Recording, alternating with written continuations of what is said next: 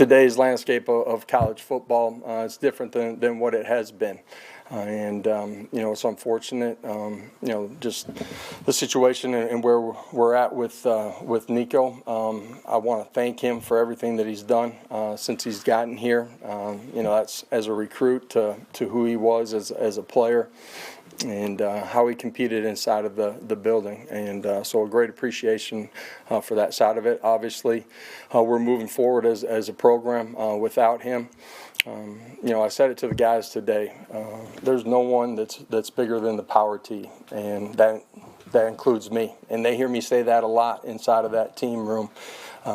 This program's been around for a long time, with a lot of great coaches, a lot of great players that came before that laid the cornerstone pieces, the legacy, the tradition that is Tennessee football. It's going to be around a long time after I'm done and after they're gone.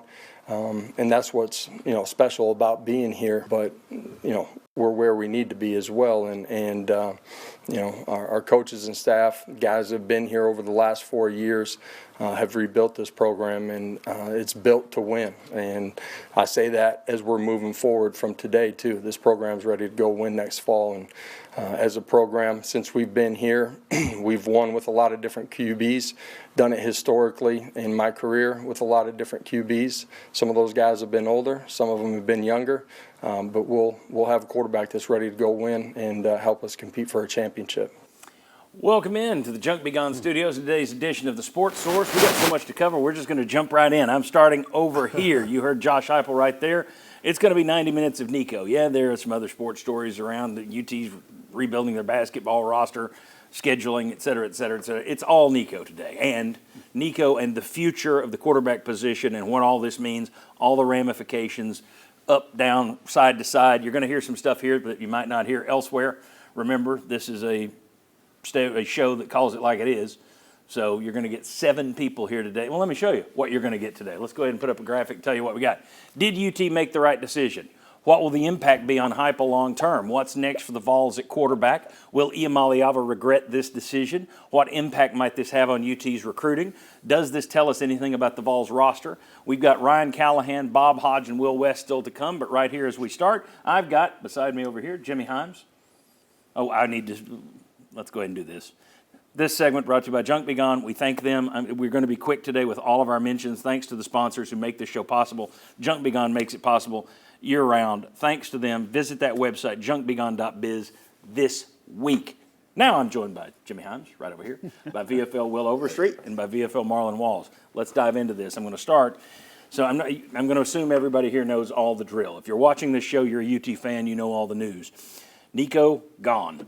Family asked for more money, reportedly $4 million a year, according to Chris Lowe, up from the 2 point whatever they're making now. He went AWOL on Friday. There is some blowback from the Iamaeleava camp. And I'm messing that name up. It should be pronounced Iamaeleava. But there is some blowback from that camp that we'll get to a little bit later today. But anyway, he gone. So the question is, Tennessee had a choice to make. Overpay their starting quarterback for 1 year and keep their 2025 hopes status quo. Or take a stand, refuse to pay him $4 million, boot him for his disappearing act, but throw their 2025 season into question and disarray. Did they make the right decision? Jimmy Himes.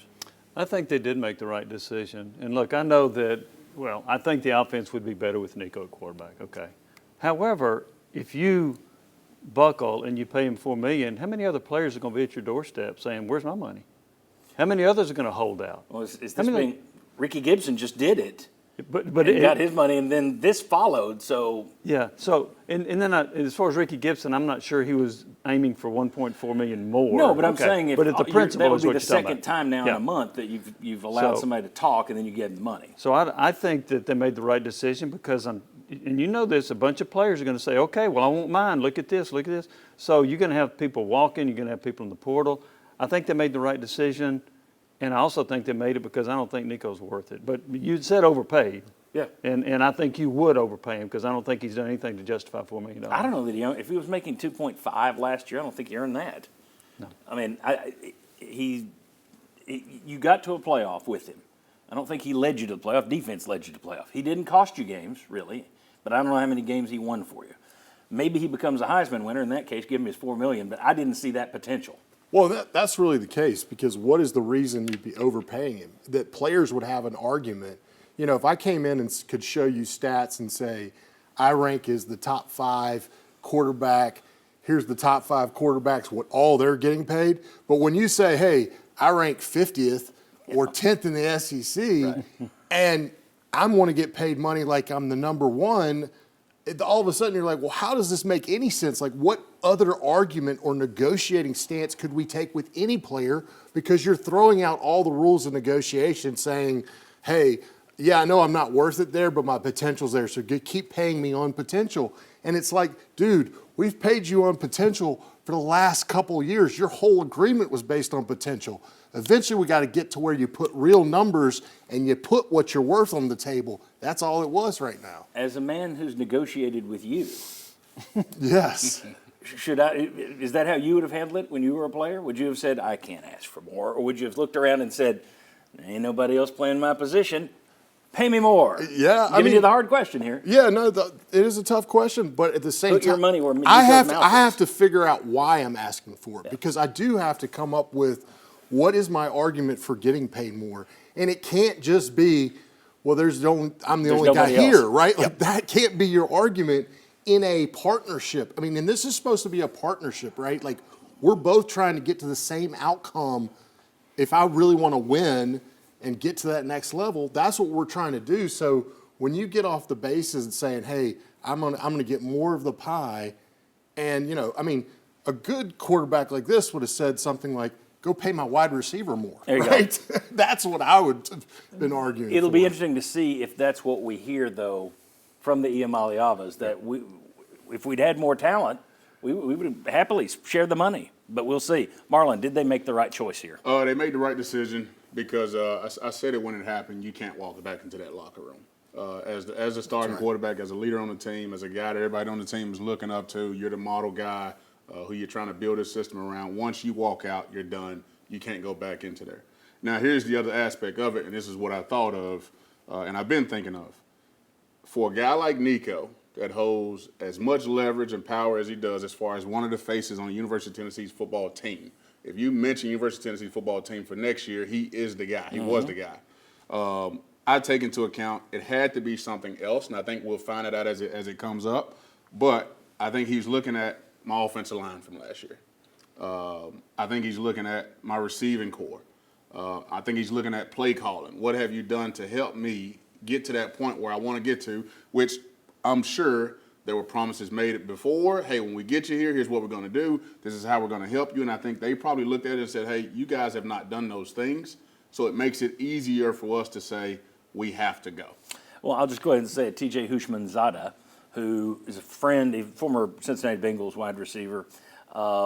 He's apparently a family friend with the Iamaeleavas. He was on a podcast yesterday, and his take, and I think this is more of what you're going to hear moving forward when the Papa starts talking.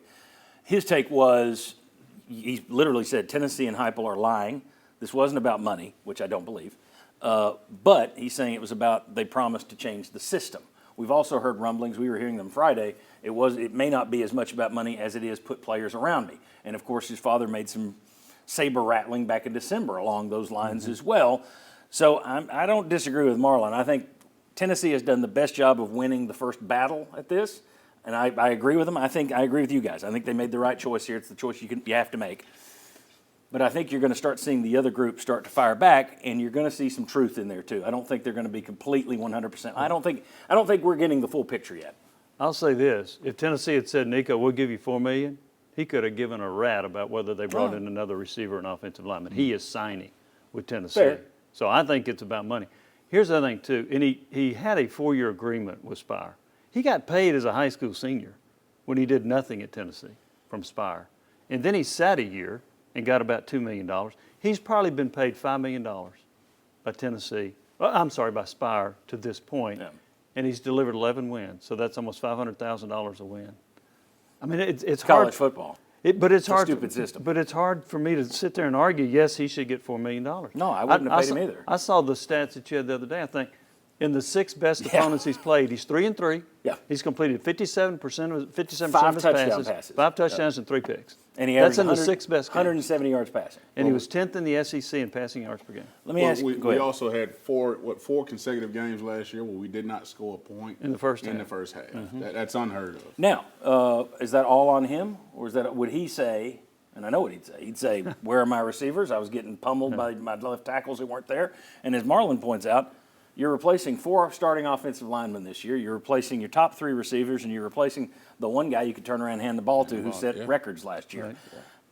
Right. Nobody wants to hear it, and I think Tennessee was right. I'm just not thinking it's 100-0. It's a rout. I think there may be some other sides on. There may be some other points here. That's right. Anyway, but we call it like it is. Now I'm going to ask you one question here. I've repeatedly been told Tennessee has more money than God. They got money. Oh man, we're swimming in it, swimming in cash. And yet I look, and they're always 10th to 15th in recruiting. If you got all that must mean they're bad recruiters because if they got that much cash and they're not top 5. That's a question. Is there any chance this was a budgetary issue that we don't have $4 million? We've budgeted already. Not that they're broke, but we've budgeted our season so far, and we're having to rebuild a basketball roster right now, and we're paying this guy for baseball, and this chick for softball, and this chick for basketball. Is there any chance this isn't just no? We shall take a stand for the glory of the game, which is kind of the way it's being presented. I think there could be. We've kind of made all our checks out already. Yeah, I think they would have exceeded their self-imposed salary cap. And now it'll be interesting to see. How much of that is whoever gonna you somewhere go else? after is going to know you're in a bind in the transfer portal. So we got much more to come. But go ahead, finish this up. I mean, they also have to go to somebody to go get that money. And that person is going to ask some tough questions that we've been saying, why would I pay this guy more at this point? And so you have to go sell somebody to come get that money. You know, some booster has to write the check. And, those guys are business guys a lot of the times, and they're going to be sitting there looking at the stats and numbers and going, wait, why are we continually negotiating with this guy? Well, let me flip it, too. They're also, if you're a business guy, aren't you also going to be saying, you making a better choice this time than you did when you spent my money on Nico? That's right. Now, that's fair as well. All right. When we come back, what is the potential fallout? Well, we've got potential fallout for Josh Heupel. That's still to come. But next, I want to bring Bob Hodge out. I want to bring Will West out. We're going to continue this conversation. We'll talk more about Nico and his value and whether or not Tennessee made the right decision. So far, it's 4-0.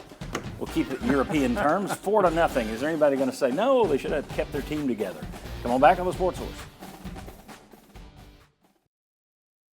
Welcome back into the Sports Source. This segment brought to you by A.G. Hines Company. Again, today's show brought to you with limited commercial interruptions, if you will. Thanks to A.G. Hines Company and all of our sponsors for bringing you this show year-round. That's why you got a show like this you can come to when there's breaking, crazy UT news. And how many of these shows have we done over the years? It's amazing. Tennessee was always the first. You're the first to make the big splash. We're going all in with cash, baby. And then you're the first to say, yeah, we're going to sue you, NCAA, and we're going to defang you. Now you're the first to say, we're going to make a stand against all this money we were making a stand for 2 years ago. But it's always something here. Will West, Bob Hodge join me now. You heard the other guys. You heard me. We all think that, yeah, there's risk, it's danger, but you got to do what you got to do. We would think he was not worth $4 million. We wouldn't have gone there. Will and Bob, did Tennessee make the right decision by throwing their 2025 season into a question mark and making a stand, or should they have said, just overpay for a year and keep things as they are? I would have overpaid for a year if he had been better last year. But instead, why give an average guy, a lot of people have brought up Carson Beck in the conversation. Yeah. Well, last year he wasn't that great, and he went to Florida State, and he gets $4 million. Miami, excuse me. I knew it was some school in Florida, not named Gators. So, but Nico didn't play that well. No. Even as Carson Beck being off last year, Nico still didn't play as well as a Carson Beck who wasn't playing as well as he had before. Statistically, not even close. Yeah. Not the same ballpark. So to me, yeah, you did it. Now, did you do it for all the right reasons? That's another discussion. But yes, I think Tennessee made the right call. I think if it's $4 million or we're gone, Tennessee made the right call. I don't believe it's $4 million or you're gone. I think that was the starting point in an ask, and then where do you land? There are 5 other quarterbacks that I know of that make 3.5 or more. Taylon Green's making more than Nico right now. Should Taylon Green make more? This is what the market is. Right. They asked for the high end of what the market is paying right now. Tennessee should not give them what the high end of what the market's paying right now. Where Tennessee, in my opinion, is wrong. Why did you put this stuff out publicly like this right before the orange and white game? It seems like it's just to make sure that you are perceived as coming from a position of strength. And I think that's foolish because I can't find anybody else in football outside of A.J. Smith and the Chargers who was a known dunce, right? That has ever gone on the record and said something strong like "we didn't blink." Like, okay, you're a tough guy. Congratulations. I think it's there's PR. No yes. Yeah. Why would you do that for PR? Like Jerry Jones does that. The Rooney family doesn't do that. Everybody plays the PR and Tennessee's game. better than that right now, and they shouldn't have gone that far. Everybody plays the PR game, but because here's the thing. You're going to have to take the high road from here on out. You're not going to come out and throw Heupel did. mud. Heupel did. He was great. That's why I showed that off the top. I thought he won a lot of fans over. I thought his whole speech about Power T's bigger than all of us, that's tremendous. I hope people remember that if you struggle 2 years this fall. from now? Yeah. But what was I going to say? Oh, the PR thing. You're going to have to take flack now from the family. The Iamaeleava camp is going to open up with both barrels.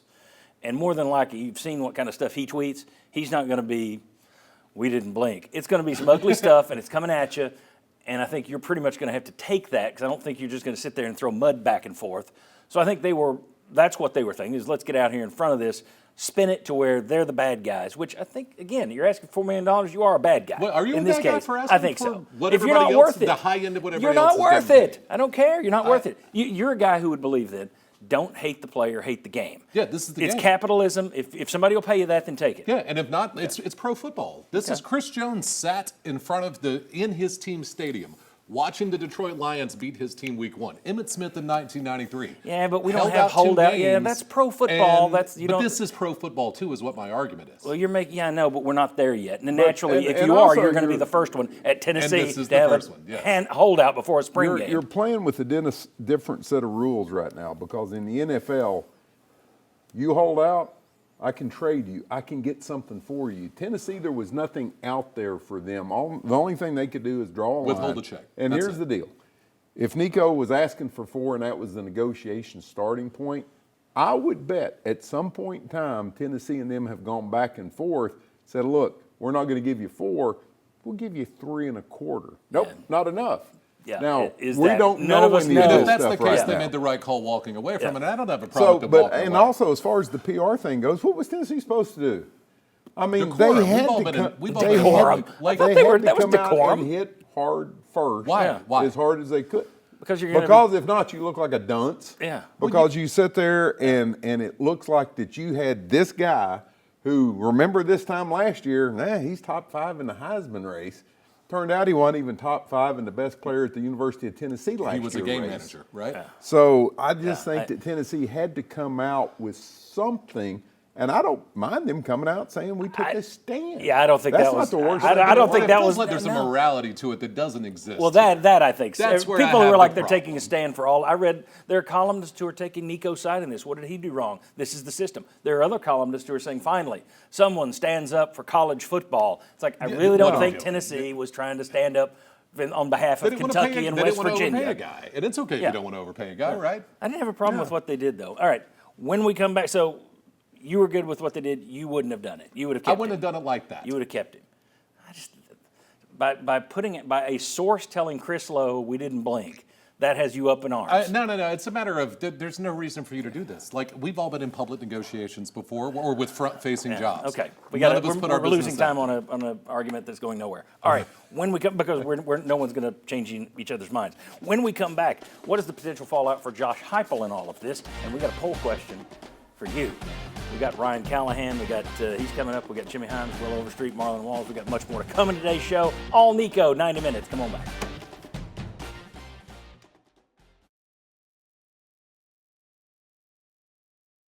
Welcome back into the Sports Source. This segment of our show today brought to you by Uncle Jim's River Cove Campground. Visit them online. You see the website right there. And remember the companies who bring you a show like this each and every week of the year. And we got a poll for you right now. It's right on. Let's see what we got so far. That's about what I expected. Will you give Josh Heupel a pass if UT struggles without Iamaeleava in the fall? Your options are, yes, I back his decisions. Sure. That's the middle option. and then no, he should win anyway. That's your other option. So far, 12% of you say no, he should win anyway. 88% or 80-something% say yes, I back his decision. I'll hold on to the results of this one and bring them out after the Syracuse game if it goes the wrong way. But play the poll with us.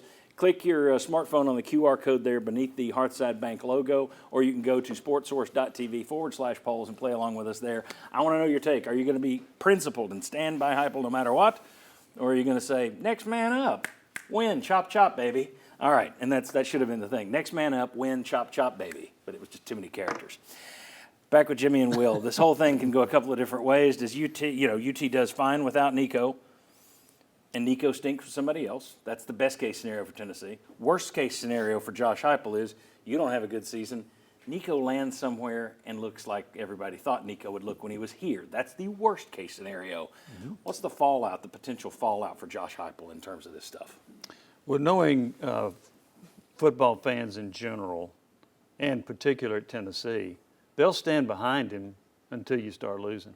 And then if you start losing, well, why didn't you have a backup quarterback that could win for you? What happened in recruiting? Why didn't you do this? There's, what do they call that, recency bias? Yeah. What did you do for me yesterday or today? Yeah. So if they come out of the gates and lose to Syracuse and they follow a couple other teams and they go 6-6, I don't care whether they got Nico or not. The fan base is going to be upset about that, and they're going to say it's because you didn't do a good enough job recruiting elsewhere to sustain your program. Absolutely. I mean, there's no doubt about it. Look, this is April. That's like eternity away from that August all day yesterday football as people were season, praising right? it, yeah. Yeah, like this decision will be so far small and gone in the back of everybody's head by the time August rolls around. And by the way, we all know in June, July, the optimism for the season just steadily creeps up. Everybody talks himself into how you're going to win the national championship by then. So those hype moments are going to still be there. So if you're not winning or you're struggling, it's still going to feel bad. And it's not that poll, whatever it says today, will change. And that's just the nature of it. So the other thing is that he can come out with, though, if you can find somebody, put somebody in, and be serviceable and get to that record, it's going to make him look a lot better, too. I mean, this is also the opportunity for this team to come together and for this coaching staff to say, yeah, we can plug anybody in, right? We can put people in there, and we can still win X number of games every time we do, and we don't necessarily need the rock star. So I think there's opportunity where there is risk, but you're likely right now going, is there more risk of, hey, this is going to be a problem for us and it's going to be a struggle? Yeah, you have to say that at this point. Well, you can also go back and look at it in Josh Heupel's career. He's had more success with a Drew Lock or a Hendon Hooker than he has a Joe Milton or a Nico Iamaleava. Now, that's debatable. He made a playoff. But the offense wasn't the thing of beauty that we expected. So if he does get someone and shows, hey, I can mold a quarterback, that's going to be terrific for him. The worst case scenario, though, is if Nico goes somewhere and in a not even a full off season picks up their offense and looks special, that's going to work against Heupel. We can all sit here and say, what a principled stand. I love it. I applaud. Nobody's bigger than the power T. Why does Nico look good over there? That's what it's going to turn into. Yep. So that is the bad case for him. I will say this. There will be people that question the recruiting. Blake Topmeyer of the Sentinel wrote something this week. Does a great job at the Sentinel. Read his stuff all the time. He put something in an article that it rubbed me wrong, where he questioned the fact, well, you don't have anything behind Nico. Well, you got 2 4-star quarterbacks who are both top 15 in the nation. So there was a time when that would have been the best thing Tennessee could have had. So that's not bad. Also, who in this day and age has quarterback depth? I mean, Texas did last year because they had a kid named Manning who didn't need the money and could sit there and say, I'll wait my turn. Most schools in this day and age, you don't have quarterback depth. So that's one where fans will say it. Topmeyer wrote it. I don't buy that one personally because there aren't a lot of teams out there in this day and age when any backup says, I'm hitting the portal for somewhere else. I think that's rough on Heupel, personally. You're right about that, but I'll also give you this. In 1995, Tennessee had no quarterback depth behind Peyton Manning. Because when he won the starting job, Brandon Stewart left, right, and their backup was Jeremy Bates. Yes, that kind of speaks to what I'm saying. Well, so sometimes you get in difficult situations. Yeah, I mean, you can't blame Tennessee at this point for not having much depth. They have more depth now at least they did, than they did in Yeah. 1995 when they had Jeremy Bates as a backup to Peyton Manning. Yeah. Well, I mean, you get caught in situations, is what I'm saying. Yes. Okay, I thought you were going to argue. No, yeah, no, that's you kind of the just- same thing. Yeah. You can get in situations, and also with the portal, you don't keep quarterbacks anymore. The real question is, did you manage the situation correctly? That's fair. Did you see this train was rolling down this track, and were you prepared for that train to roll down the track? We're going to see when the portal opens, but, were you taking steps to realize, hey, this thing's not going well, Yep. and it's going to likely end up here at some point, and were you ready for that? That'll be the more interesting thing in a couple weeks. How well was this coaching staff prepared? Yeah. And I think that's where you're going to get more blame or not blame if that doesn't turn out well. Someone comes Well, out that's of the another. portal. We got to go, but go ahead. No, I was going to say, I just also wonder if the messaging was the same from UT than it was from the collective to the Nico family. That would be interesting. Well, I think you're going to have a lot of people. There's the Iamaeleavas have let it out there that they really haven't been negotiating with UT, and TJ Hushmanzada said they haven't talked to UT since January. Is that and they have said the UT has said we haven't heard from Nico. Are they using Spire the same way these places use coach search firms? No. We didn't talk to That's that a good coach. point. No, your search firm did. So we haven't negotiated with the Iamaeleavas. We haven't negotiated with UT. Right. The Iamaeleavas negotiated with Spire, who's speaking for UT. Yeah. Is that possible? Yes. One quick thing, anything less than 8 wins, I think the Tennessee fan base is not going to be happy. Agreed. I don't So- think, sports fans in general aren't a very principled lot. Yes. It's basically what have you done? I mean, that's just, and talk show hosts. Same way. All right. When we come back, what's Tennessee's next move at quarterback? Let's talk options. Come on back.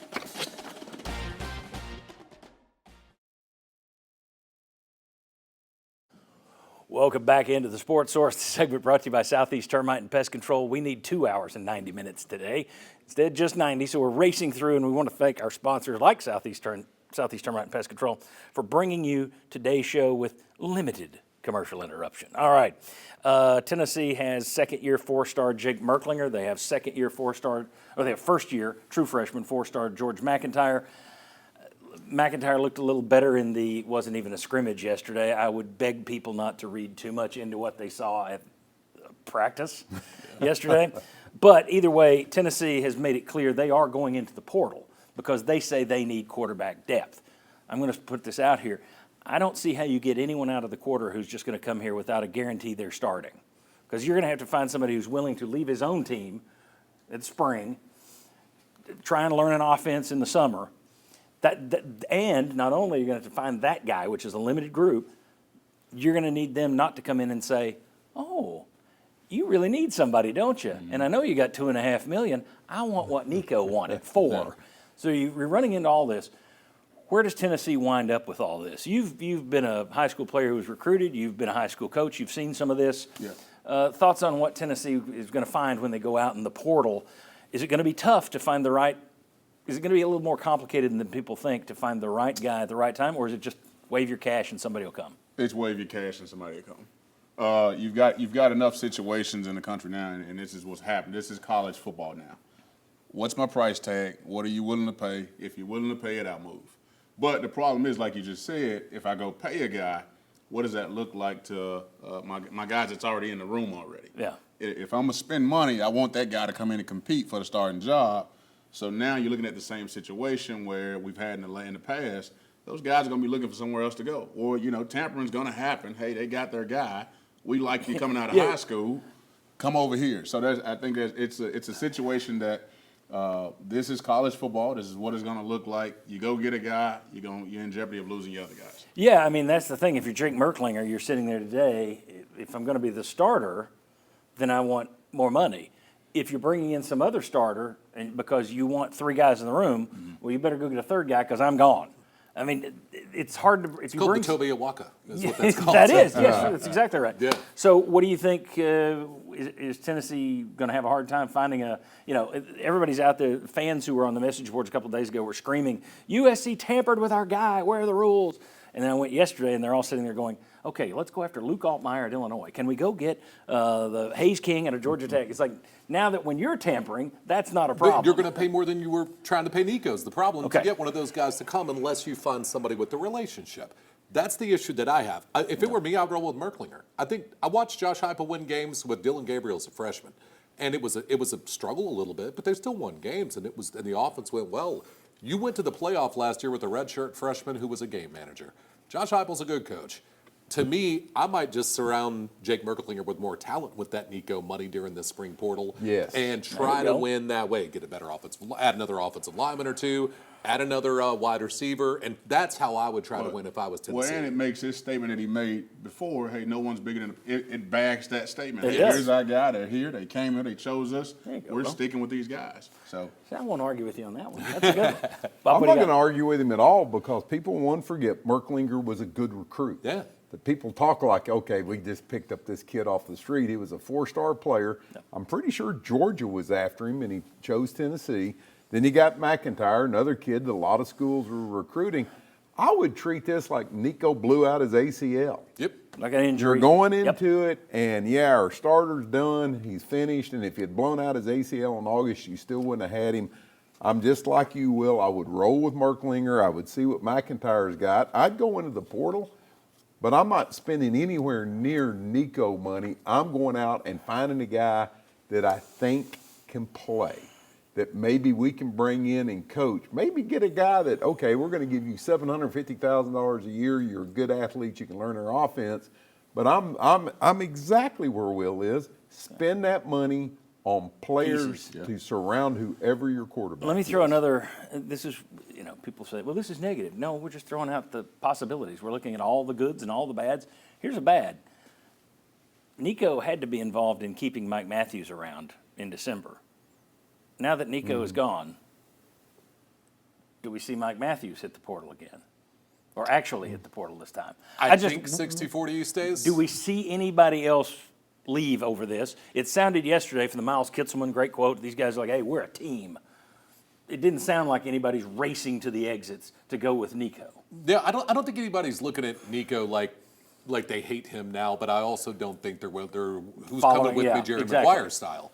So I think that they wish Nico the best. They wish he was here, but when call no show, I think at Tennessee it meant something. So Renee Zellweger's not going to grab I the don't think fishbowl so. and go with it. All right. I don't think so. Very good. When we come back, let's continue this conversation with another member of our panel. Ryan Callahan joins us, and I'm going to ask, all right, let's say they do hand it over to Merklinger, and he looks good. He's got a couple more years left. What impact would that have on 5-star recruit Faison Brandon, who's supposed to be here next year? Oh, the permutations never stop. Thanks to Nico. Come on back on the Sports Source.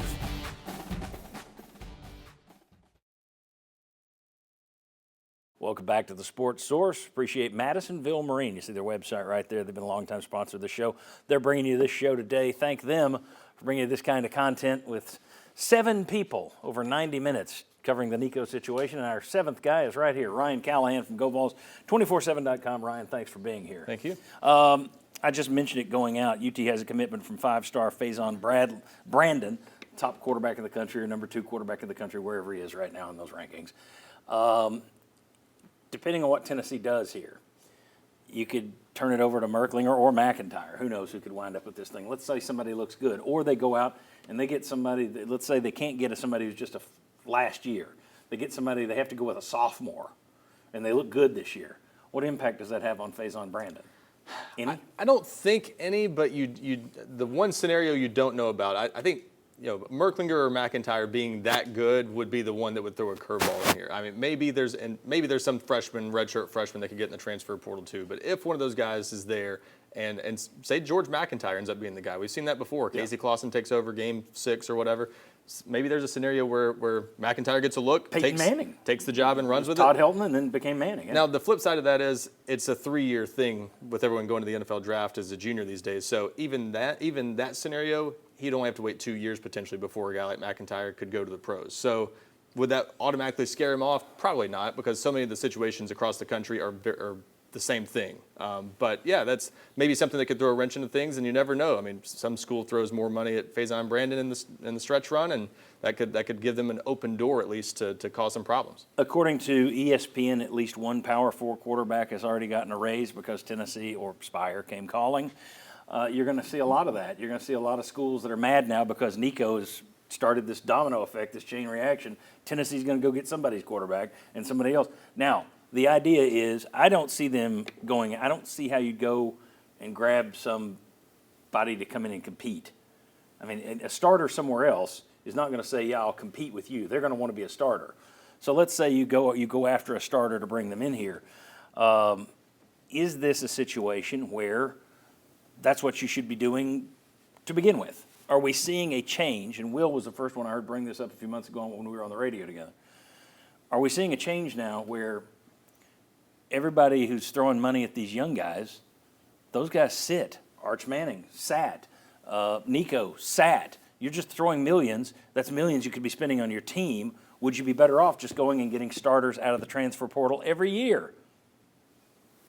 I don't like it. I mean, I that don't like may it be either, where but it would you be goes, better but off doing it? I don't like it. But yes, I could see that's where it's going to. But I mean, I just think once again, you're eroding part of what makes college football interesting. Obviously, a road away, there seems to be making a little bit of money even as they erode. It's the Grand Canyon at this point. Yes. So much erosion. Yeah. Jimmy, would you say at this point, no, keep going after these young 5-star quarterbacks and paying them to sit for 3 years? Or would you say, well, let's just do the portal? I went through to make a list. We were going to put up a list today, which I felt skeezy about. Here are other guys you could go get. And what I did was I looked at like top 50 quarterbacks in passer rating and in yardage. And when I got through the list, it's like half these guys have already transferred this offseason, and most of them are already on their third school. It's ridiculous. Yeah. And I'm just thinking, this is what everyone does now. What would you do? Would you continue to do the high school thing, or would you start being the transfer king?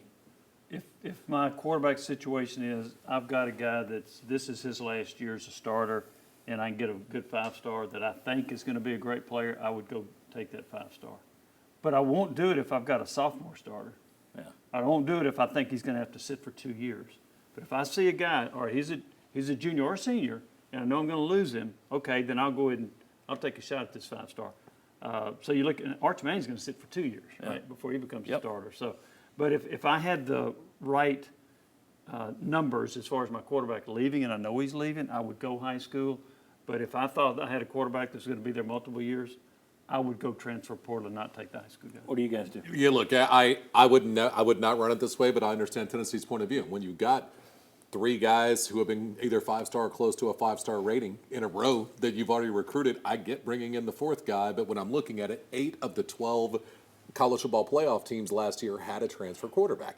Right now, it looks like the best way to allocate your money, unless you have Texas money, is for you to just treat the mid-majors or smaller power conference schools as your minor leagues. Mm-hmm. Let them develop my quarterback, and I'll call them up when it's time. It's the money ball approach. It's the smarter way to spend your money, probably in the grand scheme of things. But you're Josh Heupel. You think you're a good developer of quarterbacks. You don't want to do this. You don't want to have to work with a guy for 8 months to get him ready for the season. You want to have 3 years with him to get him ready. So I would probably still focus on doing the high school thing, but you've got to be smart about it. I think the key is structure contracts, backload them. Don't waste a bunch of money on guys the first 2 years when they're not playing. You've got to make sure you're spending your money wisely and doing only what you have to do to keep them there until they're actually playing, and then that's when they make their money. And if the house settlement comes along, which has been the driver, everybody's trying to get their money, including the Iamaeleavas, whether they say it or not. Everybody's trying to get their money locked in before the house settlement comes and says it's all going to be split in such and such a way. Now, I've said a million times, I don't think the house settlement is going to hit and last. Yeah. I think it's going to be challenged in court, and it will go away probably 6 months after it starts. That said, if it does come in and stick, then you will be able to give binding contracts because they're going to be employees, basically. It's going to be revenue sharing is kind of the way it's going to work. Correct? Still revenue sharing. It's not employees. Revenue sharing agreements. Yeah. Still won't really be binding. But you should be. Even then, it wouldn't be binding. Yeah. I was under the impression it would be more binding than it is now. It's not binding. Now, there you go. Anybody'd still be able to transfer. So, I mean, that wouldn't. Yeah, but I would think that you wouldn't be able to. Well, okay. Wisconsin and Miami situation. And if you make them employees, then they've got to collectively bargain and all that. That's right. One other thought. Then you run into strikes. Right, exactly. The other thought is, does this sound good to you, folks? Florida State is the cautionary tale of why you don't live in the transfer portal. They go get DJ Iamaeleava. He stinks. Although they got a guy who didn't know he stunk. Yeah, he didn't know he stunk. But if you wind up, everybody grabs, if it's musical chairs and this is the best you can do. Right. If you end up in the portal the same year Ohio State and Georgia are, and they get the top 2 picks, then it's a problem. So that's the danger of doing it that way. I've just been sitting here thinking that the house settlement's a joke, don't believe in it, but at least it would provide something that's a little bit more binding. And it's like, No, it wouldn't be more binding at all. So there's no point in the stupid house settlement. All right, which won't last anyway. When we come back, let's look at this from Nico's side of things. Will he get $4 million from somewhere else? Did he hurt his eventual draft stock? Come on back.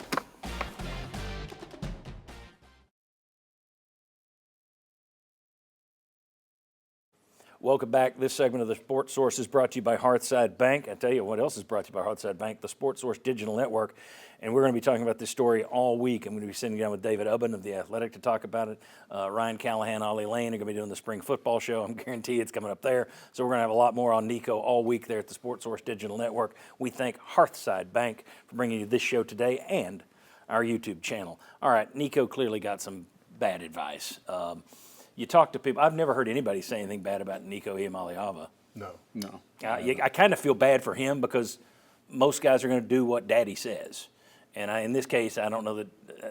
I think they probably should have had a real professional agent if they were looking at this stuff as opposed to Papa doing this. But we shall see. My question for you, he wanted to make $4 million. Now you've got teams across the country who are already budgeted. So the number of teams who can pay him that kind of money is going to be limited. Oregon was believed to be one of those teams. The rumor came out that Dan Lanning, when Papa Iamaeleava shopped his son to Dan Lanning last week, Lanning called Heupel and said, hey, your quarterback's on the market.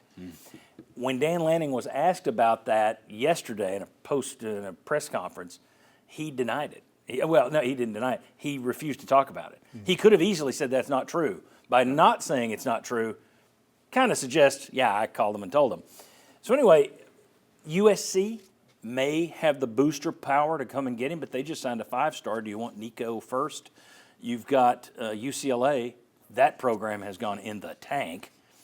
There's talk of North Carolina, possibly, and they've got money with Belichick right now. Is he going to wind up getting the money he wants and wind up in a position as good or better than Tennessee, in your opinion? I think if he goes into a team, it's going to go to a team that's more desperate, that probably has less pieces and is less put together. So he's going to go to a team that, their chances of making the playoffs just right now are a far dream away from being able to do that. So he's going to go to somebody that has money, that wants to throw money at it and says, oh, this is the lifeline that maybe gets us a spark going. But he's not going to go to a team that has a defense the way ours is, or things coming back and pieces put together. He's going to be their first chip. So he probably is going to get paid higher being the first chip of somebody, if that's what they're really going to latch on and think about. But it's all potential based. And so, the market's got to show you who's going to be. And so it only takes one to like you. That's right. So you can get it, but I wouldn't bet on it being a quality team that you're going Well, if part of this goes back, and I think some of it was on their part, it's cash first, but I think it was also what's around him. If they thought they were going to have to do much heavy lifting here, probably going to have to do heavy lifting wherever he winds up at. Marlon, do you think he's going to wind up better off for this move, or is he worse off? And let me include in that, NFL teams are watching this too. Now, if you've got enough talent, they don't care. They'll draft you for an axe murderer. Right. But if you don't have a wild amount of talent, I think people would pay attention to the fact that this guy held out in college. Do we really want to bring that in? Is he going to be better off for all this or no? It depends on how he plays, wherever he goes. I think that's the answer to the question. But here's what I will say. If you look at our last game versus Ohio State, it was a beatdown. The one guy that looked like he had some potential and showed himself to be a decent quarterback with a lot of potential coming up this next season was Nico. It was Nico. So I think teams are watching it that saw that. And the way it is right now, as competitive as it is, the tampering that's going on, if you think you've got a guy that you're not so much believing in right now, why wouldn't you go get Nico? I didn't think he was great in that game, but we said after that game was played, he at least looked like he belonged on the stage. He stood there and took a beating. He ran it 20 times, which he probably wasn't thrilled with. This is the offense you gave me. Beat up wide receiver core. Yeah. So, I think if you're that coaching staff, like you said, there's going to be somebody that probably does fall in love with them. It's a matter of can they raise the money and get the money to the level they need to be to get him in. Do I think there's going to be a long line of people? I don't think that. I think it's probably going to be a selective group, like we said. I don't think there's a huge group out there. Most schools by spring, you've got your quarterback picked and you've spent your money accordingly. Yeah. And also the schools are going to do some background check. How often is the dad asking for a raise? How many times does he want to renegotiate? Is this going to be a constant headache for me in the locker room and around. And that, if I'm a coach, I may not want just because of that reason. There you go. Here's what I would say as a guy that was a coach of one of the top tier players who's getting ready for the draft right now. Walter Nolan. Yeah, Walter Nolan. Taking the phone calls, hearing the coaches, and I mean top programs, calling and saying, hey, we want in. What's the price? I think Nico's going to have a line of guys waiting on him. It's interesting. The Athletic did a story today where they reached out to a number of collectives, a number of GMs for schools, et cetera, and they said, what's he worth? And all these guys, the consensus was basically probably what UT was paying him, maybe less. You had one guy said, I'd give him $500,000 in incentives. Somebody said, I'd give him $1 million, $1.5 million. And then they said, all right, what do you think you'll get? And everybody said, well, he ain't going to get 4, but he'll probably get 3.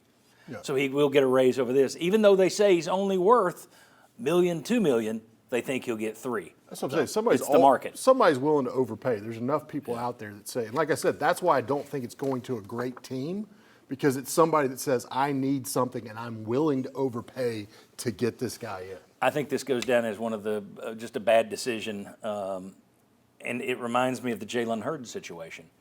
Here was a guy who was within, ending his career 3 or 4 games shy of ending it here at Tennessee as their all-time leading rusher.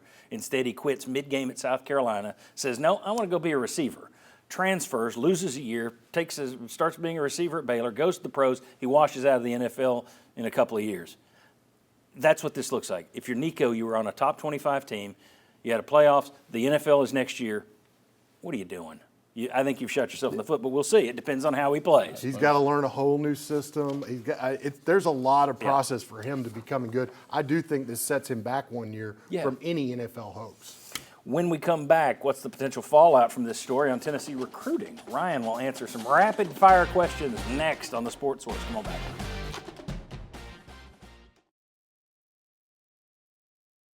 Welcome back. No, we're not. Are we back? Okay, we're back. Welcome back into the Sports Source. Hey, there we go. That's what I thought would pop up, so that's how I know we're back. Safety Systems bringing you this segment. We appreciate them for doing that. They've been supporting this show for a long time. Visit their website today to learn more about their great locally owned business. All right, let's reveal the poll results, see how much they've changed. Let's see how honest folks are if we can. There we go. We're having some issues. All right. The answers, will you give Heupel a pass if UT struggles without Iamaeleava? And what is it, 84% say yes, they will give him a pass this year if Tennessee struggles. Write that one down. Let's see what the answer is if that's 7 and 5 or 6 and 6. 11% being honest, saying no, he should win anyway. 5% being sort of honest, saying, well, maybe I will. Okay, very good. Thanks for playing along. Keep clicking. We appreciate it. Rapid fire questions for you on a recruiting front. This means like 90 seconds an answer. Okay. Question number 1. I'll try and keep the question short. Was Tennessee wrong to make this family the first big NIL deal in history? Because there were red flags that this was a very involved father. You were buying the clan, not just the player. You decided before anybody else gave a huge contract, you made the big splash with this group. Should they have done that, or do you just say, you get crazy hangers on in this business? Yeah, I think most of the time there's going to be somebody. I mean, that's not to say every player has a situation that concerns you, but there's always going to be someone involved when it's a player with this kind of demands and this kind of expectation on the money side of things. It could be a 7-on-7 coach, a high school coach, a handler, uncle, whatever. Yeah, there's going to be somebody in the picture. So you can't avoid that. But and the other thing about this is you got to remember what Nico was in the context. He was seen as the best of a generational class of quarterbacks in a lot of people's minds. Some people thought Arch Manning was the best in that class, but most thought Nico was the one with the most physical talent. So you were doing this, what you thought was for a guy that was going to be a generational talent, a guy that would transform your program. And who was going to have long recruiting coattails, which didn't develop either. And where you wouldn't have to do this again. You wouldn't have even had to take this chance if it was a chance. You wouldn't have to do this again because this would elevate your program to a level where you could attract players like this from all over the country in the future. So it was a one-time thing. I think they thought they were getting a can't-miss kind of prospect, and I guess in the grand scheme of things, it sort of worked out, but not really, not entirely. All right. Next question. The Iamaeleava family will no doubt try to make UT look bad in all this in order to make themselves look good. We've talked about that already. We've told you what one family friend a former NFLer, T.J. Hushmanzada, said on a podcast that Tennessee promised him they would change their system for him. You're going to hear they didn't put talent around this 5-star quarterback. My question for you is, people use negative recruiting all the time. Is there anybody that's going to sit there as a 5-star quarterback or a 4-star quarterback down the road and say, they didn't put talent around this guy? According to him, they didn't change their system for him. According to him, is that going to be any kind of a concern for Tennessee or no? I don't think so. I mean, I think it's the story will come from what happens this season and what happens the next couple of years. If Tennessee struggles, that argument is going to have some legs to it, because you're going to say, hey, they slipped. Clearly, Tennessee didn't put enough talent around him, or didn't have enough talent across the board on its roster, and that's how they ended up here. So if Tennessee bounces back and they go 9-3, 10-2 this year, no, I don't think that story has any legs, and I don't think it's anything anyone can really use against them. And for 4- and 5-star prospects in the future at the quarterback position, I think they're still going to look at this as a pretty attractive situation, as long as Tennessee doesn't slip as a program as a result of this. Last question. Does Tennessee need a general manager? Now, they come into different names across programs. Mm-hmm. You're now starting to see like former NFL executives who are becoming executives at the college level. Mm-hmm. We talked about this a few months ago on the YouTube channel, and things change quick. Mm-hmm. Then you're like, it's just a title. Now, in this current situation, would Tennessee have benefited? Would it may have made any difference if you'd had a general manager sitting here working on this, or would it just be another person between Heupel, Spire, and Iamaeleava? Yeah, I think it couldn't hurt to have a voice like that in the room. If it's someone with an NFL background, someone who's managed a salary cap before, things like that, that's useful, and I think that could help. But with that being said, you touched on it. It's about the dynamics in the room. It's about who's actually making the final call on what happens in these situations. And if it's still the head coach, does it really change anything to have someone with the title of general manager in there? So it depends on the situation. The Tennessee Titans, for instance, have a general manager who's not the one making the key football decisions maybe right now. So every team's situation is a little bit different. If you're bringing in a guy who's just another voice in the room, I think that's useful. But would it have changed what happened here? Probably not, because ultimately Tennessee made the decision. They made their call. They said, we don't think Nico is worth $4 million, or we don't have it to give to him. I think it's more likely the former, not the latter. But if they made that decision, then you have to weigh the decision in the long run. But I don't think that's necessarily because they didn't have a general manager in there. Quickie, I'm just throwing at you. Well, you weren't prepared for any of them. You're not prepared for this one. You look around, and it's expected that the collective takes marching orders from the university. That's who they go and give their money to. Have there been any cases anywhere in the country where school was saying this and collective was saying something different, or collective and school weren't completely in lockstep? I think Florida, that they had that collective issue You had down multiple there. collectives down there was kind of the problem. So in the early days, you saw more of that. I think now schools have kind of gotten a lot of that ironed out. You tend to see them a little more in lockstep. So yeah, I don't think you see much of that. But in the early days, that first year and a half, it was a little shaky at some places, and you definitely saw a little bit of that. So in terms of any rumors or anything floating around that UT was saying one thing, the Iamaeleavas and Spire was saying something different, you're not buying that at this point? I haven't heard that. Now, that being said, Anything's possible. Sort of the interesting dynamic here is, Spire does a lot of the negotiating, I think, in a lot of these cases. So if you're telling them something, but that's not ultimately reflective of what the situation was behind the scenes, it might be a negotiating tactic. So there are things like that where window dressing, the situation might be the reality. You weren't telling them the real situation because that's what you were wanting to tell them for the negotiation. Yeah. How much we talked on the phone the other day. I'm just tired of this thing. I find it unbelievable. If you're a fan and you hate it all, trust me, I hate it on this side of the camera as much as you do. Mainly because no one knows. We're all talking in grays. None of these contracts are open. Nobody can see anything. Nobody knows anything. Well, I heard. Did you hear this from so-and-so? No, I heard it from so-and-so. And if you're hopeful revenue sharing would be different, the Tennessee legislature has already started to take action to make sure that payments to players from revenue sharing could be kept private. So that may still be the case in the future. Yeah, well, I always love the legislature. All right, when we come back, we got something. Come on back. I don't even know what it is. Come on back. We're packed.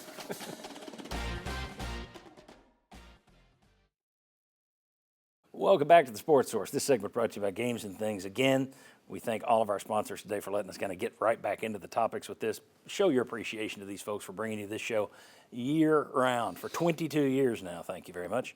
All right, guys, the Iamaeleavas have had their hands out since December, apparently, and they've talked to other schools since December, according to Chris Lowe of ESPN. We've talked about it a little bit. Was this all about money, et cetera, et cetera? What does this tell us about the roster? Do you look at it and say, yeah, there are legitimate roster concerns. I can see offensive line. Or does it make you worry more about this roster? Or do you say, no, this is just a bad actor who's wanting cash? Or does it make you, boy, if he's worried about the roster, what does that tell me? Where are you on that? Yeah, I think the defensive roster is really good. Yeah. I think the offensive roster needs help. I think they need help at wide receiver, and I think they need help at offensive line. I don't think they're real good on the roster in those two particular areas. And those are the two areas we said this months ago. There are two areas where they haven't shown that they can recruit their own guys and develop. They've developed every other position. They've developed people at those positions who were handed to them, who they inherited. Right. But they have not found receivers and offensive lines to date and made them into stars.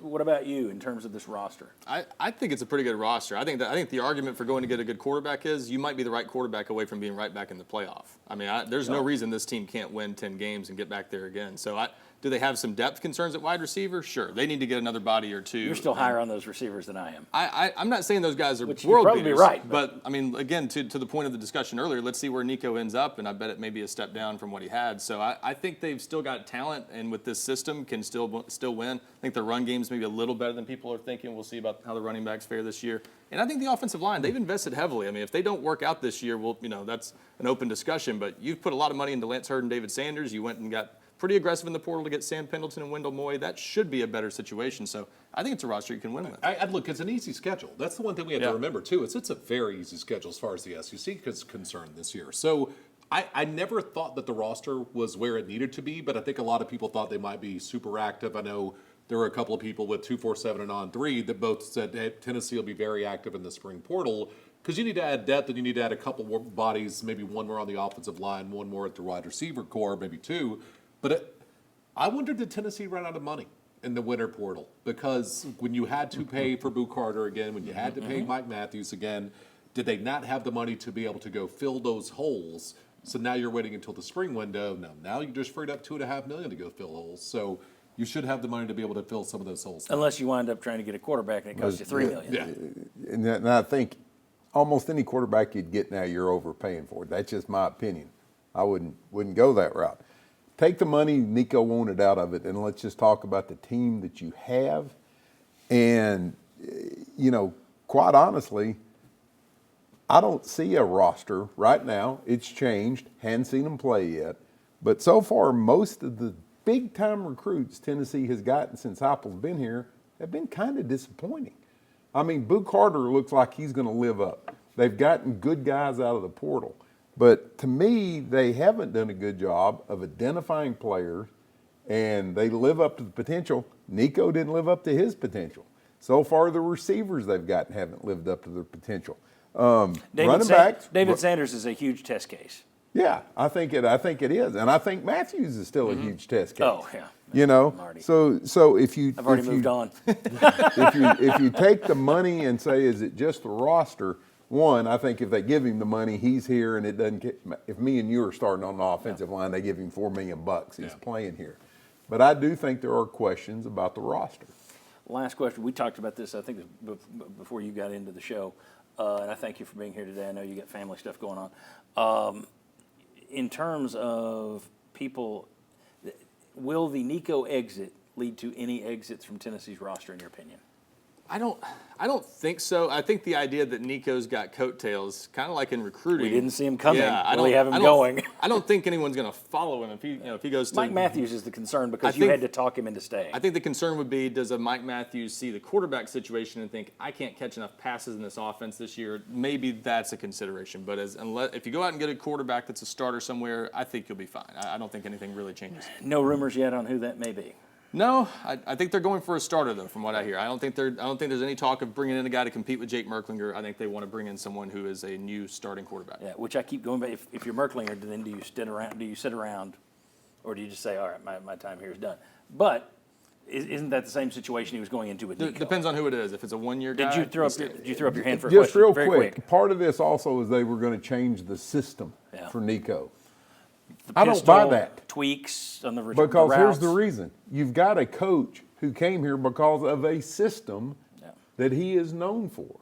So that coach is going to throw everything away, not only for this year, probably years down the road, to make one guy happier. Well, but what does that mean? Did they mean change the whole system, or did they mean you said you were going to add the pistol? You said you were going to change some of the routes. And tweaking's fine, but Yeah. changing the system to fit Nico, Yeah, I guess I don't think that was going to happen. No, I don't either. That's why I didn't take it as he was going to start running the single wing. I was thinking more wishbone. More wishbone. All right. The veer. It's already the veer and shoot. All right. Let's see. Bob, Will, and Jimmy, thanks to you guys. We're going to come back for one last segment where everybody gets to make their own final point. It'll be Ryan, me, Will Overstreet, Marlon Walls, and we got to say a special farewell to someone who's been a big part of the show for, 15, 20 years. Going back on Sports Source.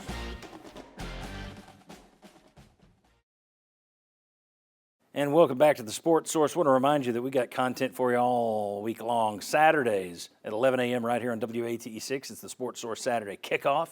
You can join us every week right here for that.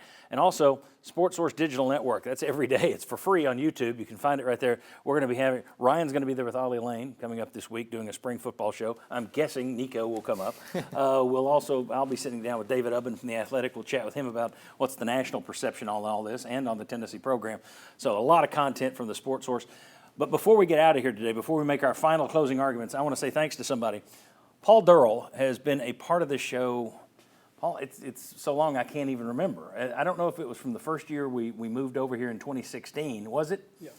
So all the way since 2016, you've been here for 99.9% of our shows, keeping everything nailed down out here in the studio. And I just want to say thanks. And I know you're transferring. Tell people why.